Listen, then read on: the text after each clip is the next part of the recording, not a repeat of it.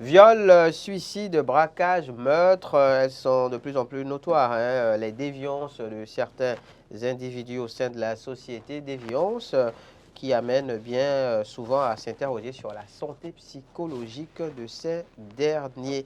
Et on se propose justement de s'épancher sur l'importance de la santé psychologique dans la vie d'un homme, dans l'actu décalé de ce jour, avec M. Boris Agossou Sagbo. Il est psychologue clinicien. Monsieur Sagbo, bonjour. Bonjour. Bienvenue en plateau. Merci. Juste en face de vous, Laurent Roland Tonné Ignques. Juste avant l'actu décalé, on parlait, hein, on s'intéressait à ce titre paru à la une du quotidien Info Matin ce matin, Oui. relatif donc à la recrudescence des crimes de sang en République du Bénin, par exemple, et au quotidien de se demander s'il ne s'agit pas là d'une perte des valeurs. Votre réaction à chaud sur la question?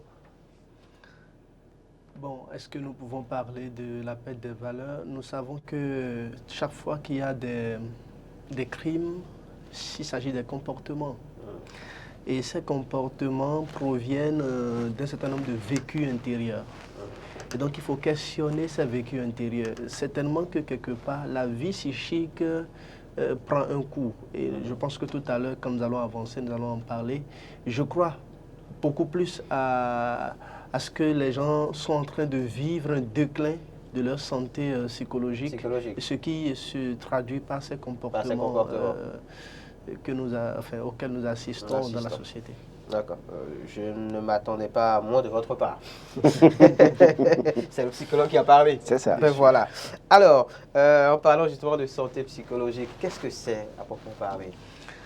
Merci beaucoup. Alors, lorsqu'on parle de la santé psychologique, cela renvoie à un concept bidimensionnel. C'est-à-dire que dans un premier temps, on pense à ce qu'on appelle la dépression psychologique, qui renvoie à ce que nous appelons par exemple l'anxiété, la dépression, la perte de contrôle émotionnel ou comportemental, faible estime de soi, etc. Tout ce que nous pouvons généraliser par l'expression troubles mentaux. Et de l'autre côté, maintenant, pour le deuxième aspect, puisque j'ai parlé d'un concept bidimensionnel, donc de l'autre côté, on parle du bien-être. Et quand on parle du bien-être, ça renvoie à la satisfaction de vie, du bonheur, le sentiment d'être heureux. Voilà. Donc, en un mot, la santé psychologique renvoie à cette attitude d'être en sécurité, en assurance, en quiétude à l'interne, donc dans sa vie intérieure, et de se comporter de cette manière vis-à-vis, dans sa communauté et tout, mais également à l'absence, je dirais presque totale, de tout ce qu'on peut appeler les troubles mentaux. Donc, si quelqu'un a la santé psychologique, celui-là ne peut pas avoir des troubles mentaux. D'accord. Et les troubles mentaux, comme vous en parliez tout à l'heure, c'est quoi? C'est la dépression? La dépression, l'anxiété, faible estime de soi. Voilà, il y en a de plusieurs catégories. Vous savez, donc, vous savez, il y a dans la société 3 types de malades, si vous me permettez. Il y a vous et moi, nous sommes dans la société, nous sommes en déplacement, nous sommes à nos postes, dans nos familles, nous souffrons intérieur, nous avons un certain nombre de préoccupations intérieures. Mais bon, ce n'est pas physique, ça ne nous empêche pas de vivre. Et la deuxième catégorie, ce sont ceux-là qui sont incarcérés, par exemple, qui à un moment donné ne peuvent plus contrôlés et sont passés à l'acte. Et finalement, nous avons ceux qui maintenant ont perdu totalement le contrôle et qui vivent sous la mouvance rien que de leur inconscience. Et là, on est dans les troubles vraiment psychiatriques et qu'on retrouve dans les centres psychiatriques, dans les hôpitaux, etc. Et donc la société est structurée de cette manière. Donc pratiquement sur la thématique de la santé psychologique, nous sommes presque tous malades. Nous sommes tous malades, en fait. Laurent, justement, j'allais poser la question à Laurent Roland-Toninquès. Comment vous portez-vous psychologiquement? Comment se porte votre santé psychologique? Psychologiquement, je suis au point. Peut-être mieux que vous. D'accord. Vous voulez une réponse? Je vous ai servi. C'est bon. J'ai eu ma réponse. On parlait de recrudescence de crimes de sang. Je parlais tout à l'heure de déviance qu'on peut observer dans la société, des cas de viol, de suicide, de braquage, j'ai envie de demander, est-ce que c'est seulement les troubles mentaux, la dépression qui peuvent amener au crime, ou bien parfois il y a d'autres facteurs? Non, mais vous savez, avant qu'on ne parle de passage à l'acte, c'est qu'il y a eu une histoire. Ouais. Il y a eu quelque chose qui s'est passé. Celui qui est violent, par exemple, a été certainement sujet de violence. À la violence aussi. Pendant un bon moment donné. Donc il y a plusieurs facteurs qui expliquent qu'un individu perd le contrôle à un moment donné et passe à l'acte. Il y a aussi la jalousie. Bon, tout ça, c'est je dirais, c'est des causes minimes. Parce qu'il faut comprendre, il faut prendre l'individu dans sa globalité. Nous ne pouvons pas dire c'est la jalousie, c'est parce qu'il y a l'envie, la machination. Non, vous savez, nul n'est méchant volontairement. Nous devenons méchants parce que nous ne sommes pas nés méchants. Les circonstances dans lesquelles nous sommes nés, les situations que nous avons traversées, tout ça impacte notre vie. Même la situation de nos parents, que nos parents ont traversée. Vous savez, il y a une possibilité on va parler d'héritage psychologique. Voilà. Est-ce que vous voyez? Donc, nous sommes dans une situation beaucoup plus complexe.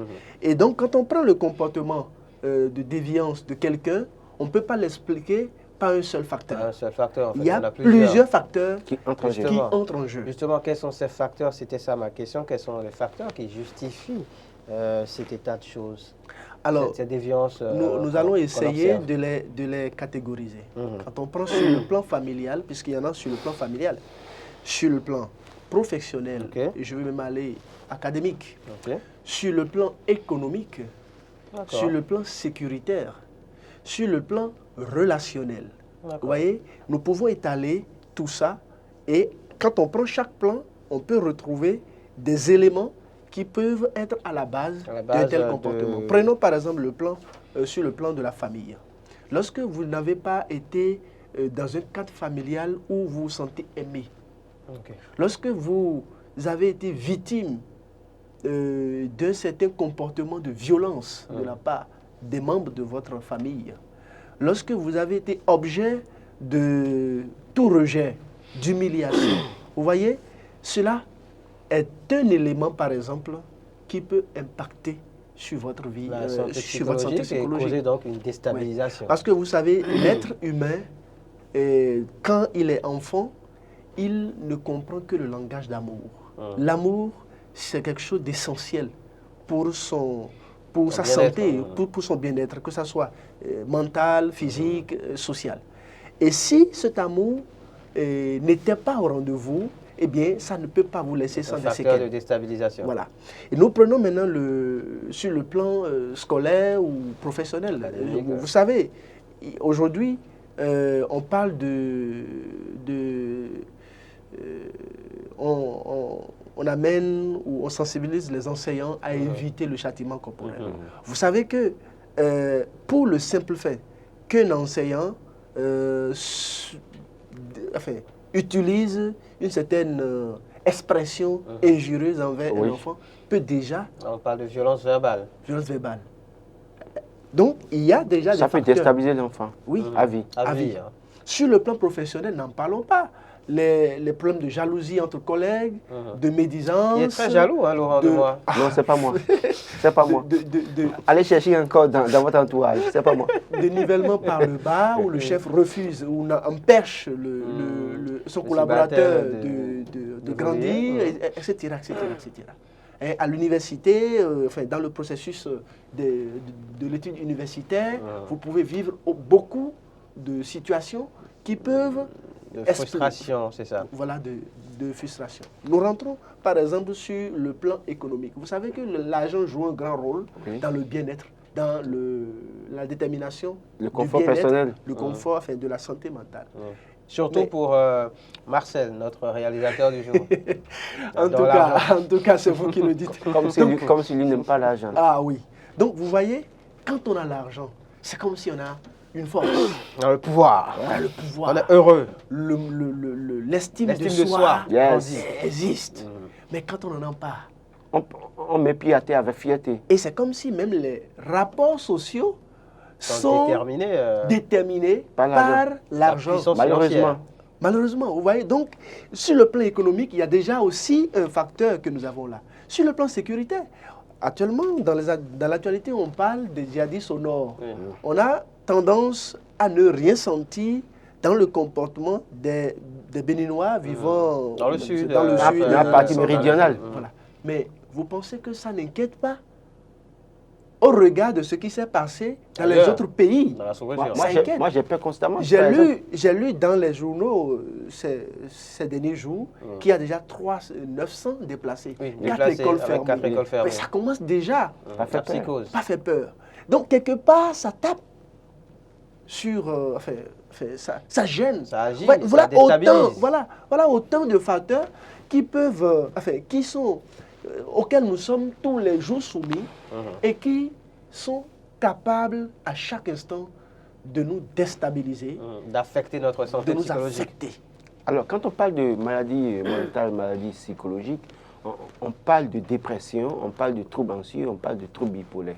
La différence entre les trois. Non, mais là, on est dans la nomenclature des troubles mentaux. Oui. Et vous savez, les troubles mentaux sont catégorisés, sont regroupés en fonction de leur regroupement syndromique. Bon, ça, je rentre un peu dans la ça ne dépasse pas. Oui, manifestation et tout.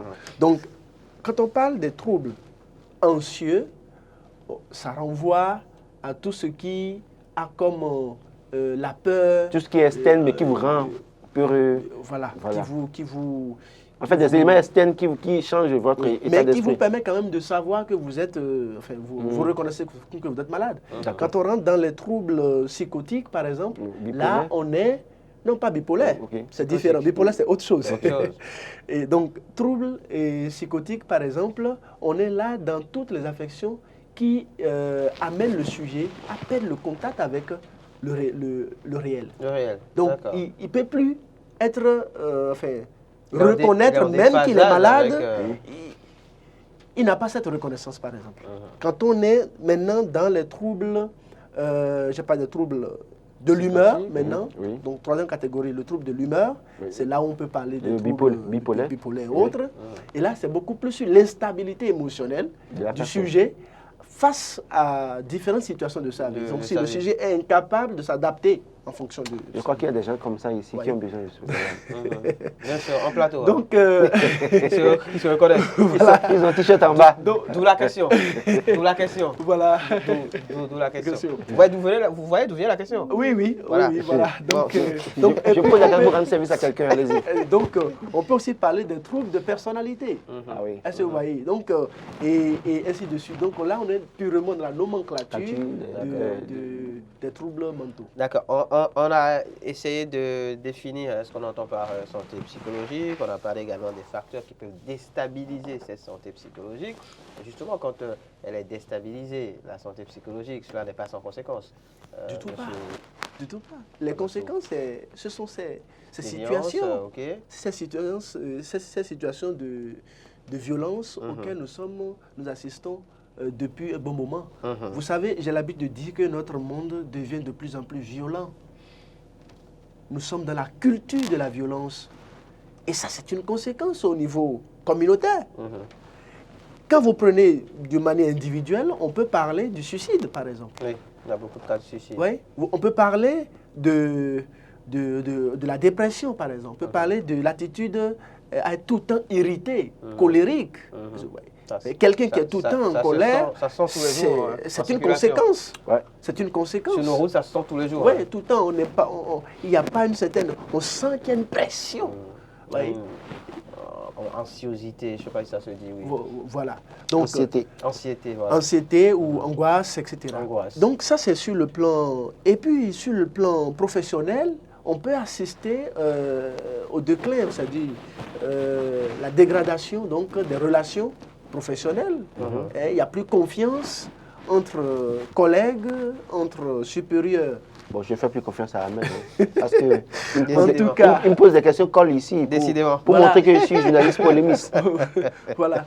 Donc, il peut y avoir même diminution de la productivité. Ah oui, Bien sûr, non, on ça c'est travaille. ça. Parce que ça, l'esprit n'est pas vraiment dans son état, dans son bon état. Quelle est la production? Quel est le résultat quand final? les gens ne sont pas émotionnellement stables, ils s'occupent des détails plutôt que de s'occuper sur l'essentiel. De se concentrer sur l'essentiel. Ouais, donc, il y a beaucoup de conséquences comme ça que quand on parlait de viol. Oui, le cas du viol, par exemple. J'ai eu une petite situation qui m'a amené dans 4 ou 3 commissariats de Cotonou. Ok. Mais il fallait voir les plaintes. Les policiers sont débordés. Et ça, c'est une caractéristique de mal-être au sein de la population. Parce que s'il n'y a pas eu quelque part injustice, manipulation, je ne sais pas, vol, des trucs comme ça, il ne peut pas y avoir des plaintes. Vous voyez, donc, tout ça, nous parlons de la création des prisons. Mais si il y a plus de prisons qui sont construites dans un pays, il y a plus de personnes qui sont jugées, qui sont incarcérées. C'est une conséquence au niveau sociétal. Mais est-ce que la société fait appel à vos psychologues? Parce qu'on constate que sous d'autres cieux, c'est que... On va y venir. Oui. On va y venir, Laurent. Mais avant ça, j'ai une question. C'est un rapport avec l'actualité, justement. Vous me direz si sur le plan psychologique aussi, on peut trouver des réponses en la matière. Le cas de la traque des cybercriminels, par exemple, la cybercriminalité, disons, ce regain d'activité des cybercriminels qui a donc amené à ces traques désormais qui leur est faite. Est-ce qu'on peut l'expliquer sur le plan psychologique? Le comportement, en fait, des cybercriminels, c'est un comportement de vol qui, sur le plan psychologique, s'explique. C'est une cause. Mais seulement orienté sur l'éthique. On n'est plus en vol main à main, physique. On le fait via, l'Internet. Donc, ça s'explique psychologiquement. Ces individus qui aiment ce métier ont certainement... On peut le dire. Malheureusement, oui. C'est un métier illégal. Illégal, voilà, illégal, vraiment. Illégal. Bon, une profession illégale. Une profession illégale. Donc, vous voyez, ont certainement une histoire. Je ne saurais dire, expliquer un processus qui débouche à ça. D'accord, il n'y a pas un processus type. Il faut prendre chacun au cas par cas. D'accord. Toujours est-il que derrière tout ça, il y a la recherche du gain. Du gain facile. Du gain facile. Et il faut noter qu'aujourd'hui, on a tendance à retrouver presque chez beaucoup de personnes une certaine attitude. Celle d'avoir tout de suite. Ouais. De vouloir tout avoir tout de suite. Avoir tout en peu d'efforts. C'est comme si faire d'efforts n'est plus nécessaire. C'est comme une malédiction pour ces personnes. On est fatigué de faire d'efforts. Du fast-food, donc fast life. Et donc, c'est une remarque. C'est comme si on n'est plus... on perd la valeur qu'hier nos parents savaient et ont tant magnifié, qui consiste à dire il faut faire des efforts pour gagner sa vie. Il faut travailler pour gagner sa vie. Mais ça, c'est une notion psychologique et qu'on peut enseigner à nos enfants. Mais aujourd'hui, quand on regarde ces comportements, on se dit, mentir, vous voyez, le problème d'honnêteté se pose également. Parce qu'on vend le faux, le mauvais, comme du bon, du vrai. Pour se tirer de l'argent. Pour se tirer de l'argent. Il y a un problème dans notre système qu'il faut revoir. moi, j'ai l'habitude de dire, nous n'allons pas toujours jouer au rôle de sapeur-pompier. Voilà. Venir soigner, venir expliquer, etc. Nous devons Chercher désormais les causes. orienter nos recherches sur quels sont les mécanismes qui produisent Ils produisent ces genres d'individus ces dans la genres société. d'individus. Et donc aller jusqu'à corriger, prendre des décisions au plan politique, économique, social, etc.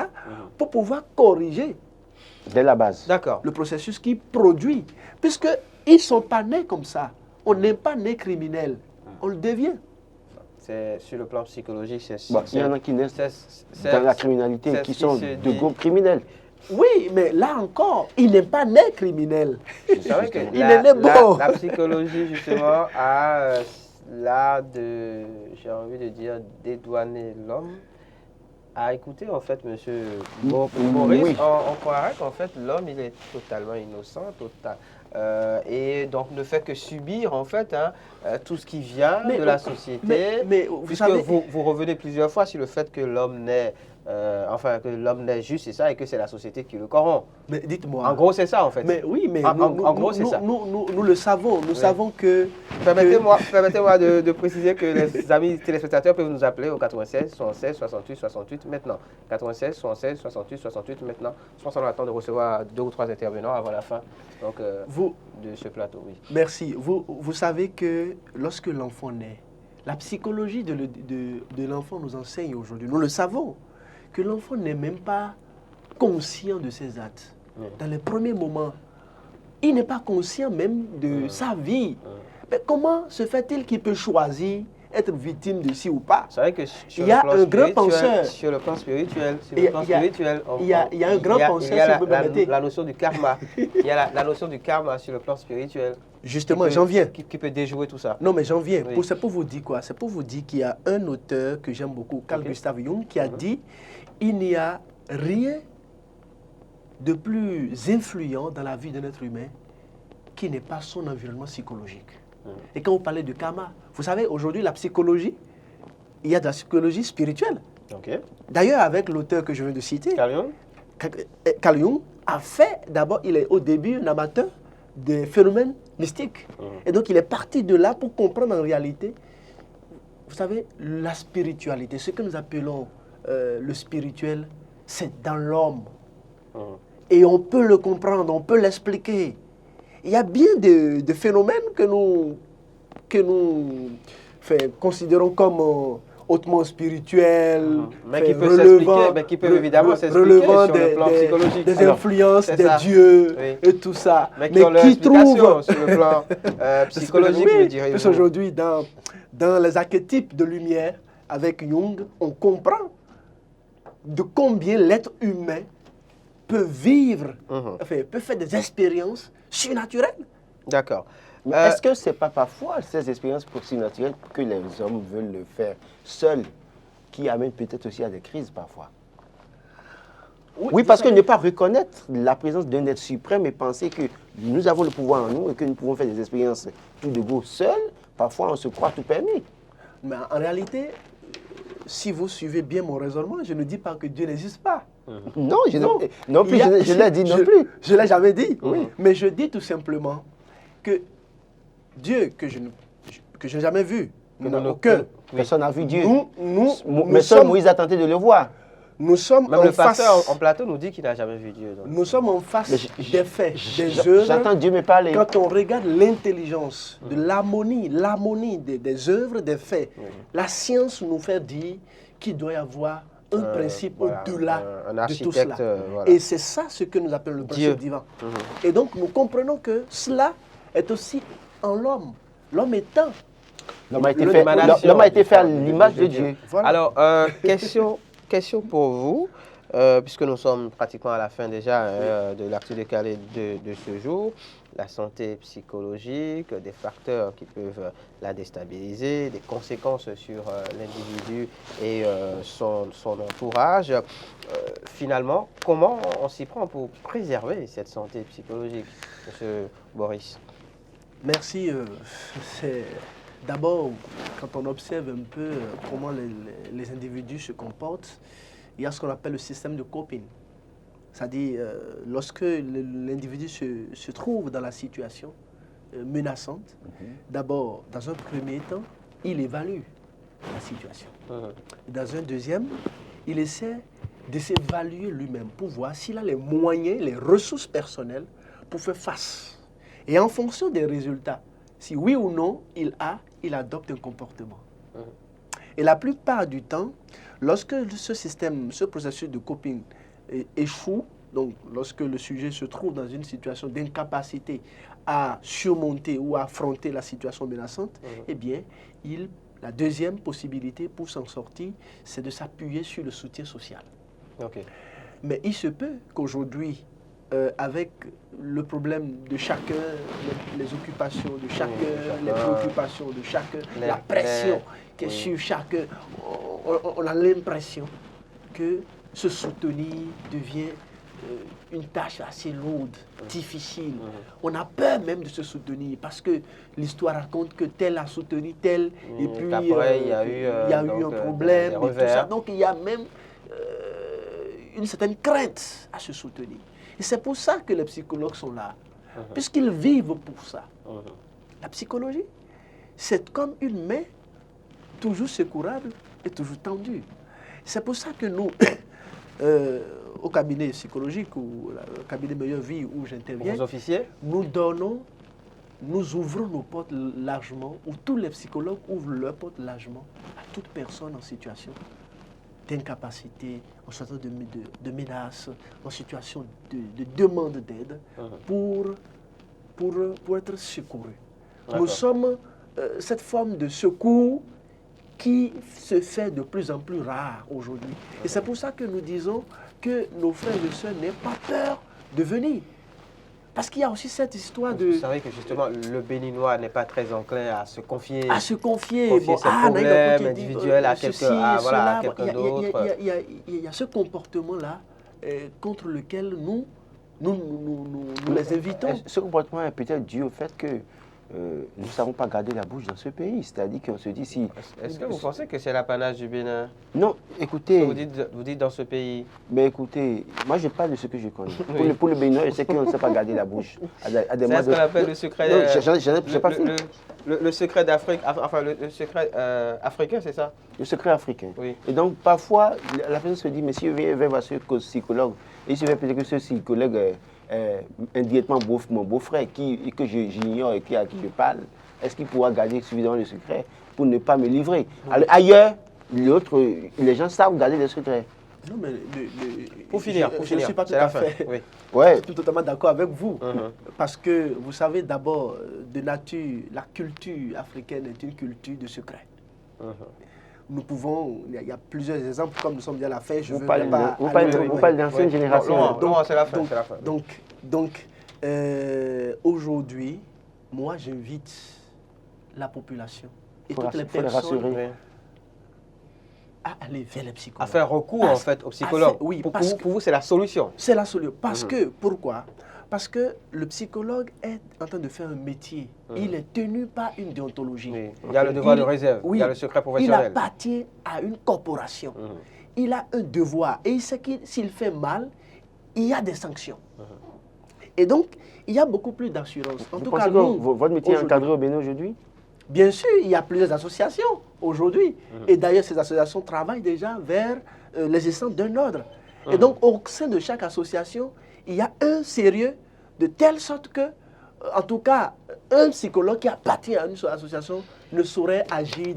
Préserver sa santé psychologique revient donc à avoir recours au psychologue pour justement avoir de bons comportements en société. On retient des propos de M. Boris Agosou-Sagbo, qui est psychologue clinicien, que l'homme n'est bon, juste, innocent, c'est la société qui le corrompt. C'était l'actu décalé de ce jour. Entre vous, demain pour le bureau encore plus plaisant que les autres. Merci.